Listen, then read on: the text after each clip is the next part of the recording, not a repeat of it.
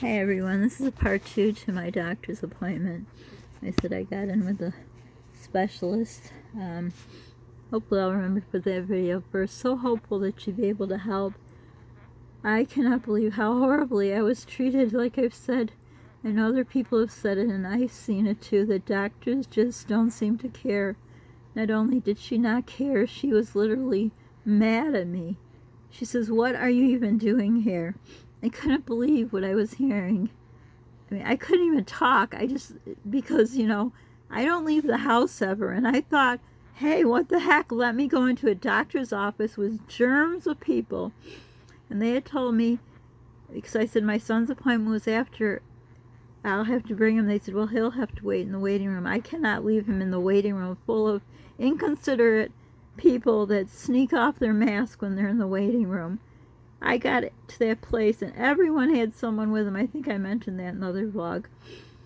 So I couldn't believe they would do that to me, but what could I do? It's too late. I rescheduled Polly's appointment because I had to get in. So the only appointment they had. So basically she said, your primary care should be taking care of this. Yeah, he did. He ran the tests he wanted to. He told me I should see cardiology and I should see you. I asked him to run a cortisol, another test, on and on and on. And then she said, this is nothing to do with my area, and I have a sore on my foot. I keep saying I'm going to show you. I hope I remember. Anyhow, oh, it's doing good. Oh, the other one still needs some medicine. I sent her a picture. She said they're both healing. Now all of a sudden the other one needs more medicine and looked the same as the picture. So I don't know if she was in a bad mood, but you know what? She's a doctor. She has to keep her mood down, pushed down, and not take it out on me.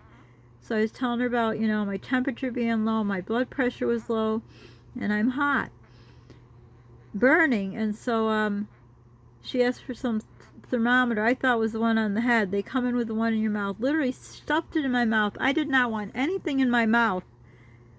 It wasn't working. I said, I don't think none of these thermometers work. I have 5. I got a 6th one now. So she sends her out. She leaves it somewhere. Someone's going to change the batteries. I think I was in so much shock how she treated me. I should have refused to put that back in my mouth. So now I'm scared what I picked up there. So anyhow, she says, this is all on your primary, and you should be seeing cardiology. I says, yeah, I wrote a note. Would you like to see it? We have a thing called My Charts. I said, would you like to see the note? They said from the tests they ran years ago, everything's fine. She says, no, this is not years ago. I said, exactly what I wrote. Honest to God, do you want to read my note? She was just pissed that I dare burden her. Plus, she sees me for my moles because I've had skin cancer. I can't even remember how many times. So I wanted her to look at them all. No, we're just dealing with this one thing. Well, I'm thinking, we're not dealing with it because she said this is not in her area. And now she says, well, I said, I'm going to lab after this. Can you at least run labs, what you would think? I said, the bottom line, because she wanted to know, is 3 weeks ago, yesterday, like I told you guys the story, I got overheated, blah, blah, blah. And from that moment on, my body would not stop burning up, and I didn't sweat anymore. So that's it, in a nutshell, since that's what you need. I felt like saying, because I'm such a burden. And she's a woman, and I don't even go on about her. But anyhow, so she says, oh, you're going to lab right after this? Yeah. She says, okay, well, I'll advocate for you. I'm going to do a urine and a lactate. Well, I know when they run lactate what they're looking for. So, of course, I got all scared and nervous. And I said, hey, call my cardiologist. Write to them. I'll write a release paper. You say I need to get in because apparently your words will work. I said, I've asked to see endocrinology, genetics, neurology.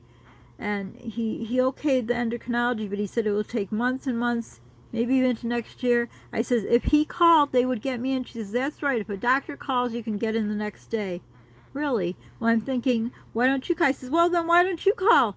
Why don't you call since you seem to understand that I should be being helped and I'm not? Oh, of course, she's not going to do that. She's not going to stick out her own neck. I've never been treated so poorly in my life. So she said, you can have an infection, you can have a UTI and not have a fever. Well, I don't know. Maybe, who knows? And then she says, have you been COVID tested? I says, no, in fact, I said to my doctor, maybe I should have a COVID test. He says, that's the most stupidest thing. You don't have any symptoms of COVID. So she just shut her mouth at that point. I said, I have covered all the bases. I went to school to be a nurse. I'm not the regular run-of-the-mill person that knows nothing. So basically, she did nothing for me. Gladly took my $50, said this is her area, but you know what she told her little assistant there who's in the room, typing and being dumb as can be? She was dumb, honest to goodness. I guess no one can get good help. Anyhow, she said, I'd like to see her back in 6 to 8 weeks. Oh, really? You want to take another $50, but this is not in your area. I am beyond. You know, if these doctors are mad that they lost a few weeks or a month because now they can't have their 10 summer home, I really don't know. And you all know me, I'm not this kind of person to talk about people, but this is unbelievable the way she treated me. I have to listen to what my primary does. I have to jump through the hoops. I can't make him do these things. I wrote down the things that I feel should be tested. I don't have 10 patients. I'm my own patient. I wrote down, I did research, and with my internet, that's a lot because it keeps shutting off, it goes slow. So long story short, they still know nothing. I am totally wiped out from going to the doctors in the lab. And I just went to the grocery store, said a prayer because his father wouldn't pick up the special things Polly needs. I went, I somehow got through, wasn't feeling well at all. By God and a prayer, faith and hope, I got home and I was wiped. I went to lay down. I woke up at 11:38 p.m. at night. That's how wiped I was. So if you could continue the prayers, I really don't know. I mean, if you put this puzzle together the way she put it, I'm in shock. I'm in sepsis. You know, burning up, no fever, low-grade fever, low blood pressure. That's what it is. But obviously I said, wouldn't I be dead? And she didn't answer. So I know because this has happened to Polly. After his surgery, he got an infection, and he all of a sudden just everything crashed. He got hot, and same thing, but they resuscitated him. I mean, I don't think I'd be walking around 3 weeks like this, so I don't know. I'm not further ahead. Don't forget to subscribe, like, please share. Maybe someone's gone through this or has an answer. Hit the notification bell. Sharing is caring. Don't forget to pay for it. Feels good in your heart. Polly's heart in my heart. Don't forget to check on your friends. I hope no one ever has to deal with what I'm dealing with. And now with it being cold, there will be a whole nother vlog. But anyhow, do something nice for yourself. Please continue to pray for us. And please, please stay safe in our world. I can't believe this weather is coming very close to us. They had a tornado in New Jersey. I don't know what's going on. Stay safe. Bye.